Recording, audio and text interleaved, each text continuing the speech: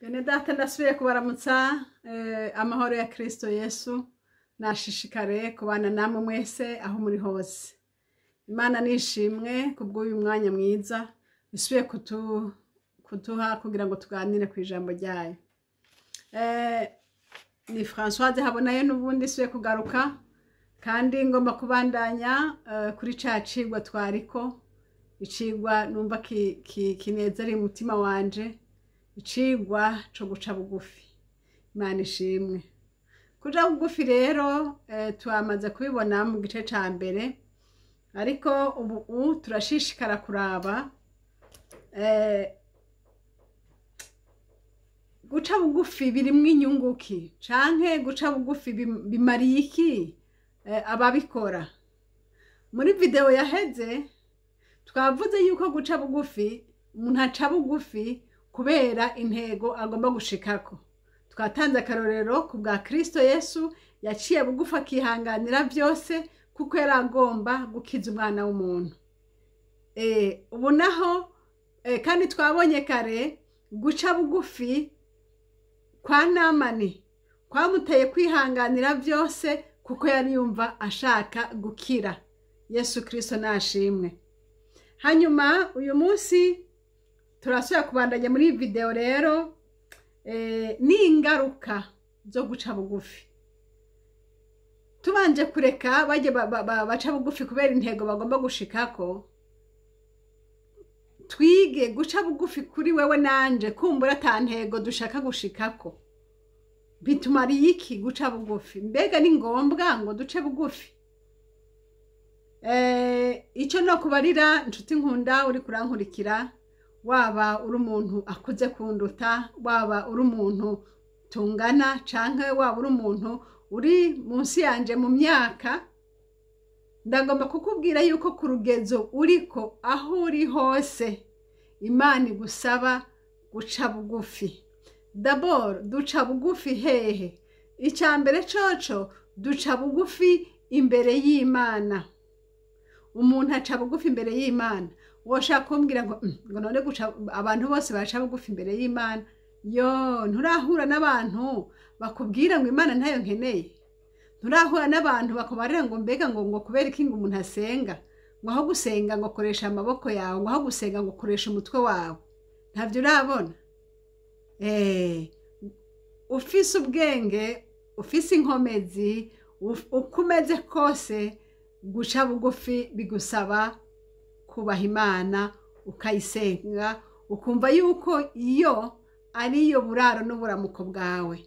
Kubera yuko nutayihesha icubahiro mu kuyisenga, irashobora kukwereka yuko kuyisenga bifise ico bimaze. Niho hahandi umuntu ashikiwe n'ivyago aca atabaza Imana, kandi igihe yari agikomeye yavuga ngo Imana nta kibanza ifise. Rero Imana itubabarire cane. Guca bugufi rero umuntu ubwa mbere n'uguca bugufi imbere y'Imana, ukamenya ko hariho Imana yaremye byose kandi nayo igufise mu ntoke zayo. Niyo ituma uhumeka, niyo ituma ukora ibyo ushobora gukora. Rero kubona ubishobora si ku nkomezi zawe. Niba yaraguhaye kwiga ukabishobora, ushima Imana. Niba yaraguhaye kudandaza canke ubwenge bwo kuronka amafaranga ukaba warayaronse, navyo uha Imana icubahiro kuko ari ukuboko kwayo kwabigushoboje. Yesu rero nabahezagire. Murumvise ko hariho imvo ya mbere idusaba guca bugufi imbere y'Imana, nuko ari Imana idusumba. Ico ni ikindi naco numva igituma duca bugufi.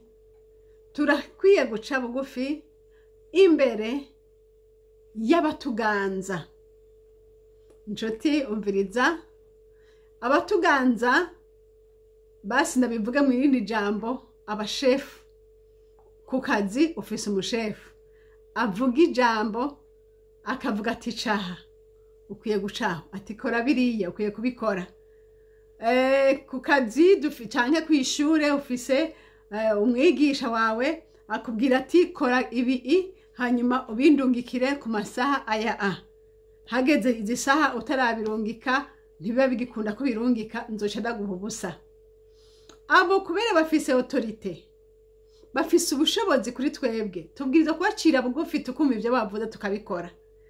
Ndibaza ko muriko muremeranya nanje yuko guca bugufi naho tubwirizwa kuhakora.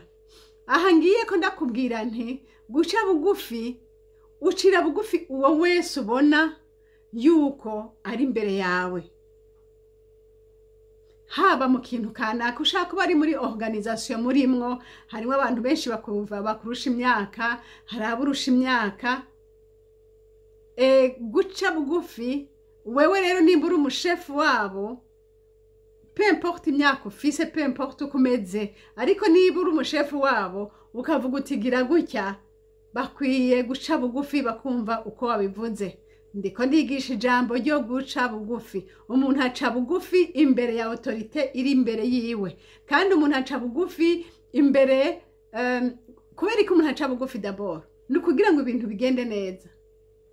Aha turiko turafashanya twigishanya kugira ngo ntiduhambe dusanga dushobora guharurwa ko ivyaha kandi tutabizi, ariko ari kubera gusa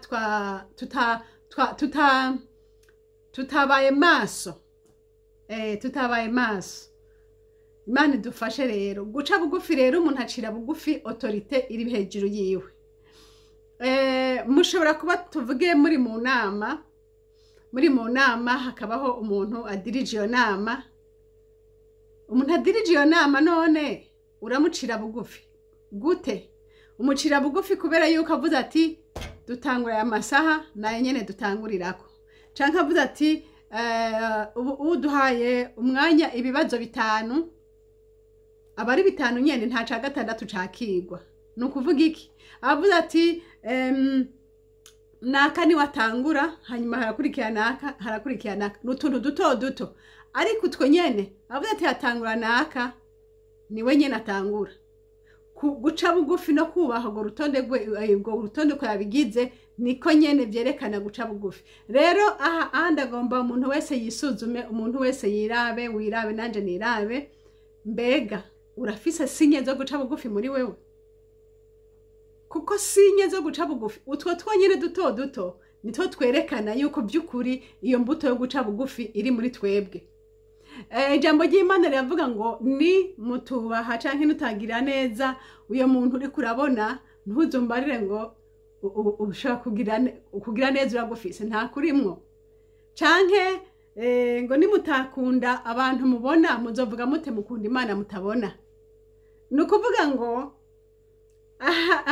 dusaba Imana mpwemu yera ashishikare kumurika mu bugingo bwawe no mu bugingo bwanje, kugira ngo iyi mbuto niba yarapfuye muri jewe yongera ibe nzima, imbuto yo guca bugufi.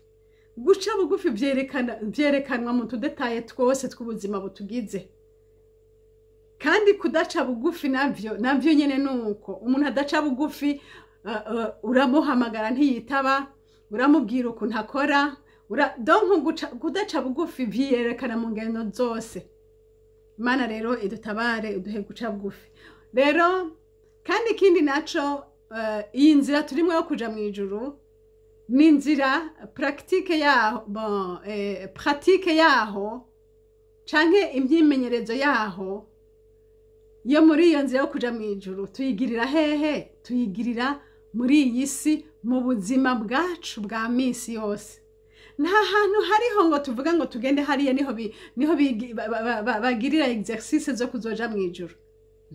Nta hariho uretse mu mubereho yacu ya misi yose. Uko nyene muyaga n'umuntu mugendana, uko nyene mukwana n'abandi ku kazi, uko nyene uri mu magroupe, uko nyene uri mu maproje kanaka ukabura umushefu wa proje, uko nyene guca bugufi vyerekana kujya kuntu abantu mumereraniye, kujya kuntu bakumvira nawe ukabumvira, kujya kuntu umeze.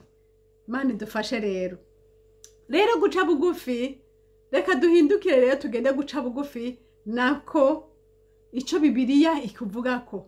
Bibiliya ivuga ko kuri iri jambo ngo umuntu aca bugufi Imana iramukunda. Imana iramukunda.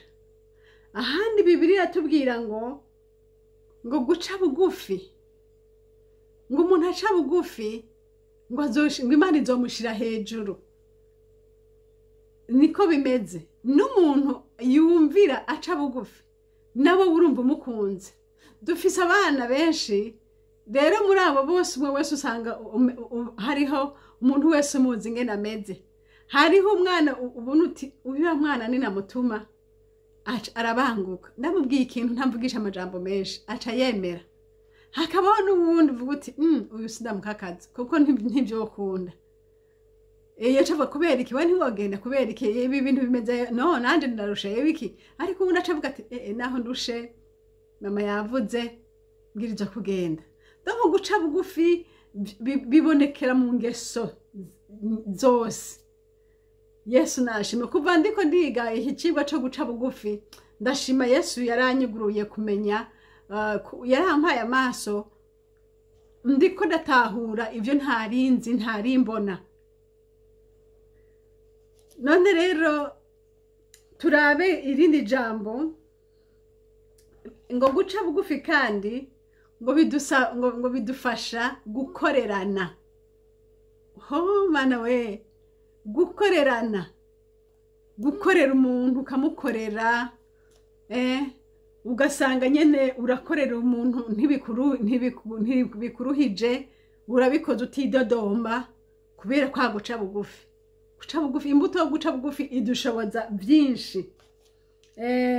Turavye mu gitabo ca Petero wa mbere 5 ku murongo wa 5, 5 ku murongo wa 5, Bibiri iravuga ngo mukenyere ngo kwicisha bugufi ngo kugira ngo mukorerane. Murasoma neza ujya murongo kugira ngo mukorerane. Udafise kwicisha bugufi nta kuntu ukorera umuntu, nta kuntu umuntu yokubare ngo ngira iki ukagikora. Tuvuga uti kubera iki utogikora. Ni kwicisha bugufi.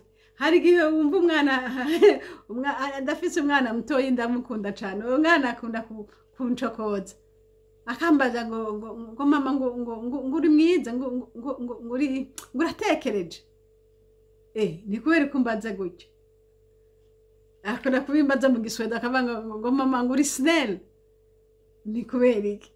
Ni wewe nyene urabizi ngo nimba uri snell, nimba utekereje, nimba uri umuntu mwiza, nimba nzanira amazi rero kacugenda ugakiri ikirahuri ukamuha. Ariko urumva aba ariko aragucokoza nawe nyene yongenda haraho ndavuga nti nawe haguruka ubyigirire. Ariko ako nakantu gato yikerekana gukorerana. Hari uwundi muntu ushaka kubikubwira ukavuga ati no dance we nta maboko ufise. Ariko guca bugufi rero bidushoboza gukorerana. Ntanze akarorero k'umwana, nari gutanga n'akarorero ku mutware, nari gutanga n'akarorero ku mushitsi, nari gutanga n'akarorero ku wundi muntu wese. Bibiri tubarira ngo guca bugufi bidutera gukorerana. Hariho umugabo umwe yari kwadushingira intahe, yari kwatuganirira bisanzwe, avuga yuko ahora agenda kumesura impunzu z'umupfasoni wiwe. Ati abantu rero ati umunsi umwe bamusanga ari kumesa iyo yamesera ku mugezi. Hama rero ngo baca batangara ingene babona ariko amesa imvutano z'umugore, amashati y'umugore wiwe. Bigenze gute? Guca bugufi bidutera gukorerana. Ntabwo ari kubikora atari guca bugufi kuri muri we. Nta kuntu wasanga umugabo ariko aragorora ishati y'umugore canke ikanzu y'umugore bagira bagende mu misa atari guca bugufi. Kuko agapati k'umuntu kavuga kati no, ahubwo niwe ukwiye kubinkorera. No, oya ibi ntibishoboka. Umuntu ariko aranyumva yohava yibaza ati ivyo birabaho. Guca bugufi bijana n'urukundo. Bene data, ingabire y'urukundo niyo yitangira imbere yo guca bugufi. Kuko igihe ufise urukundo, Bibiliya yavuze kandi ngo urukundo rwihanganira byose. Muri uko kwihangana rero no guca bugufi bica bijamwo. Imana idufashe. Hanyuma ikindi kintu Bibiliya tubwira, guca bugufi irafise ingaruka nziza cyane. Bibiliya ivuga ngo Imana ibana n'abaciye bugufi. Ubwo mukabisoma hajya mu gitabo ca Yesaya 57 hariya ku murongo wa 15.